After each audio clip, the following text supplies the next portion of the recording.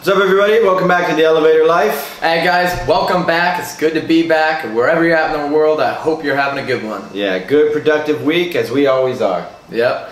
Last night, late night, got back from a 4-day stint in Hong Kong. Good trip. We were with our travel team, travel club, building that there on the ground in Hong Kong. And Hong Kong never ever disappoints, does it? Yeah, it does not. And again, I think we've said it before, our favorite city we found so far in our travels. We know there's some that will give some competition, I'm sure, but Hong Kong, every time you get there, you get this feeling of, okay, I'm somewhere very cool.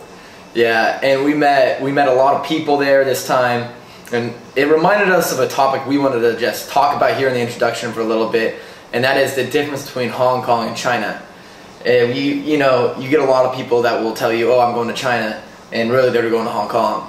Okay, and actually we just wanted to touch on the topic and kind of really how comical it is for how different they really are, and especially how the people view themselves there. Oh, 100%. There's, when you say you're in Guangzhou or you try and name a landmark, or they're just, what?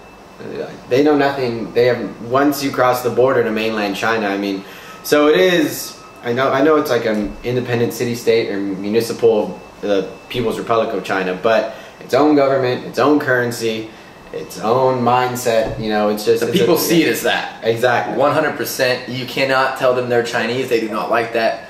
Most of them do not prefer to be called Chinese. They are Hong Kong people. And it's really, really impressive how many of them have not even been to Guangzhou, nor even know, like he was saying, the major landmarks here in the city that's 2 hours away from them in the biggest country in the world. It was just unbelievable how much it is close, how much they kind of differentiate themselves and kind of push themselves away from being referred to as Chinese. Yeah. And a lot of times the Chinese people and Hong Kong people don't get along.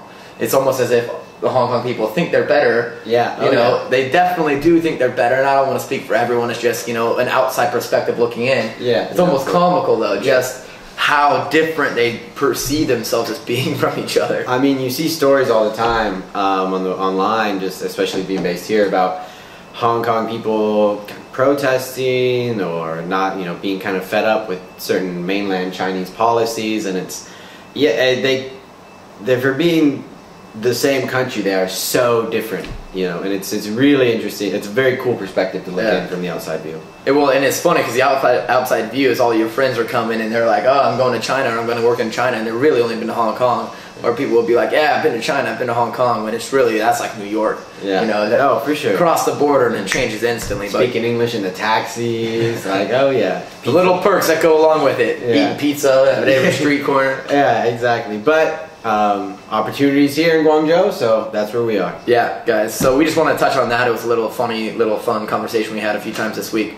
Getting into it, the topic today, the 5 to-dos when you're trying to get settled here in China. What do you do? What are the 5 most important things that you need to do if you're gonna get comfortably set up here in China? Yeah, we've actually had to coach a lot of people coming here, and they land in the airport, and then it's just, what do I do now? There's, I mean, you walk through and there's all the hawkers or the people working for the hotels trying to give you this premium pricing because they get commissions. Sir, taxi, yeah, taxi, which aren't real taxis. They're not allowed to come into the airport. Who leave their cab out in the street.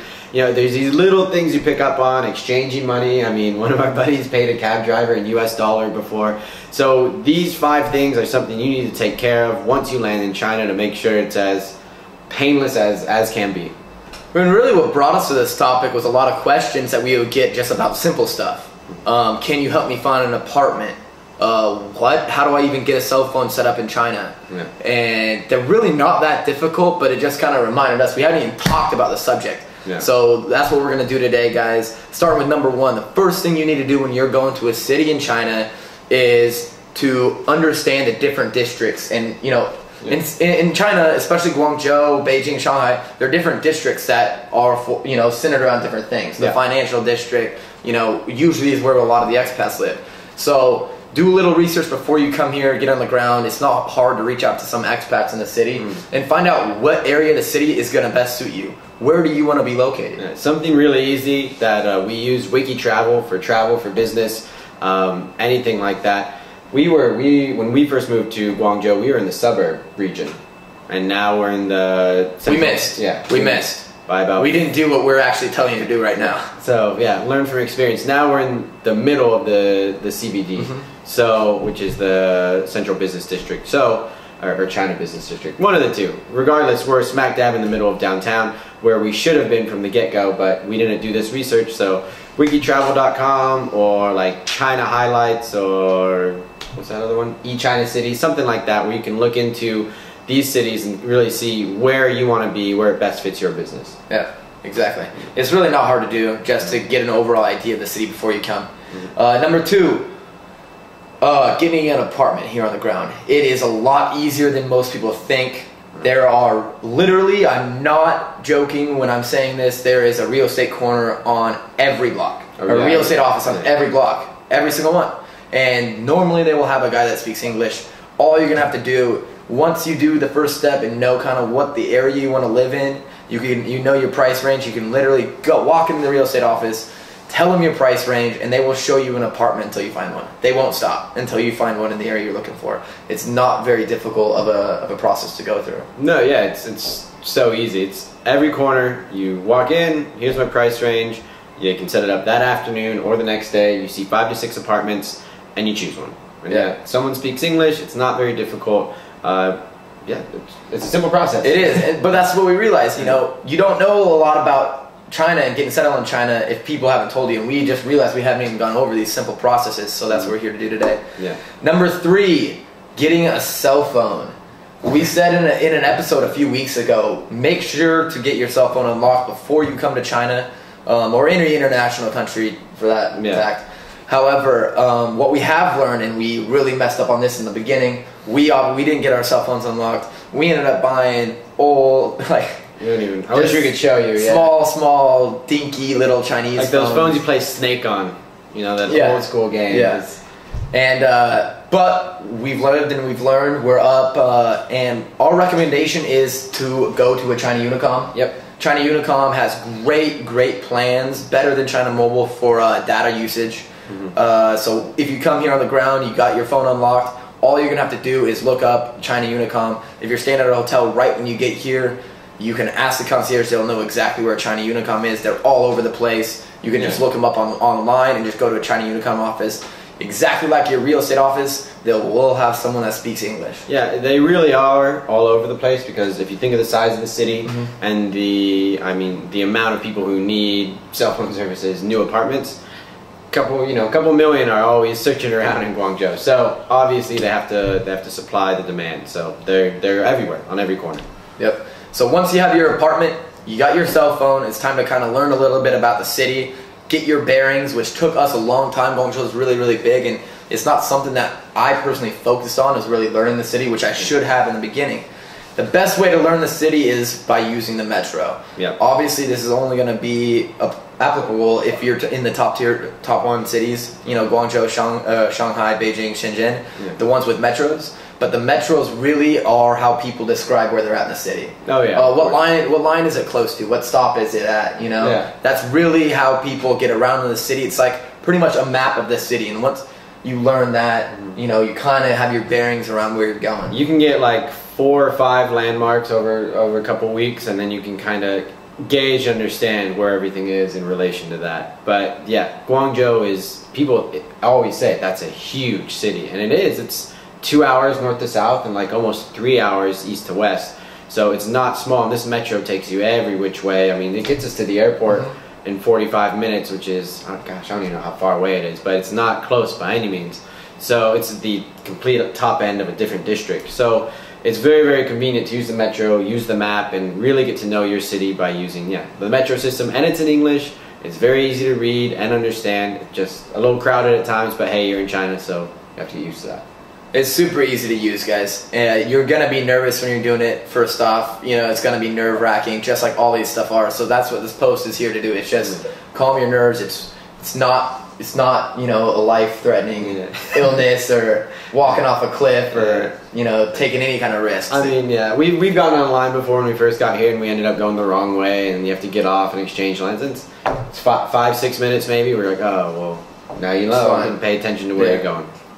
Guys, also using taxis. There are many apps that are coming out now. where whatever location you're going to, you can type it in English and it will come out in Chinese, and it will even say in front, all in Chinese, it'll say to the taxi driver, please take me to this location. And then it will say the location all in Chinese. It makes getting around in taxis super, super easy. But we actually don't have a lot of experience using those apps. I know some of our friends are using them now, but we kind of just speak Chinese. Yeah, well, yeah, we're able to get around the city because, I mean, we've been here long enough and we're able to communicate in the language. But, I mean, even there's one for restaurants where it's, you can search Italian food and you find the restaurant you want. It has the address on the bottom. And, I mean, really, they've made it very, I guess, expat friendly over here because, yeah, the city's just developing so quickly. They need these kind of services because it's not like the cab driver is going to speak English. Those are entrepreneurs at work right there. Yeah. The guys that are coming up with these apps. You know, they're catering these businesses to the really, really fast expanding expat communities here. Yeah. And that's definitely a business opportunity we'll probably talk about here in the near future here in China. So you have your apartment, you have a cell phone, you understand the city. Now you need to find somehow to pay your bills, somehow to survive here, and that's. How do you find a job in a city like Guangzhou or Shanghai? Yeah, exactly. That's you know, if you're like us, you're coming out here on a shoestring budget, and you can't sustain for months. Just although it would be nice, not everybody has that comfort. And there's either or job posting sites like you can use online, echinacities.com. We mentioned before for the apartments. That's great. And then also we always talk about it, networking. Go out to a bar. Go out to a restaurant. I mean, bars are social scenes. It's the same all over the world. You meet people, you talk, and then you find out, you know, if there's any way you can work together or somewhere you could use their network. If you're new in town, people are more than happy to help. We're always open to help. I don't know if I want to. Just kidding, guys. Just kidding, for sure. If you're cool and but yeah, so, I mean, it's very easy. You can just network, and, I mean, that's all it's really about is getting out there, meeting people, and before you know it, I mean, a weekend at a bar can produce, what, 5, 10, 20 business cards if you're ambitious, and then, you know, follow it up the next week. But definitely eChina Cities if you're looking for a position. Especially a teaching job. A teaching job or some kind of part-time gig that will keep you afloat, paying the bills, and as your entrepreneurial ventures on its way. Definitely. Couldn't have said it better.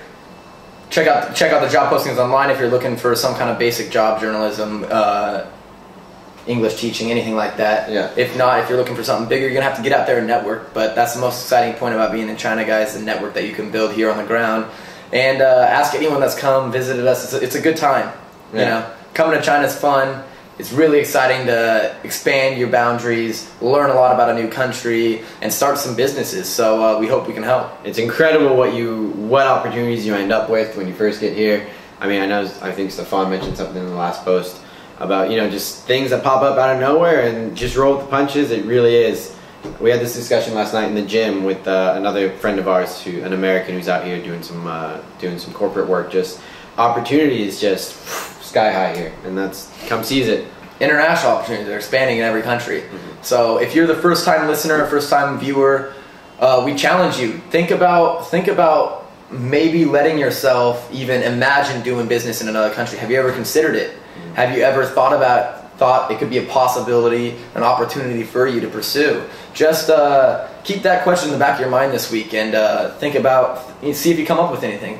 See if it's exciting for you. Yeah, of course. Shoot it our way, and we'll let you know what you think as well. Yeah, no problems there. All right, guys. Have a good one, and we'll talk soon. All right, cheers, everybody. Later.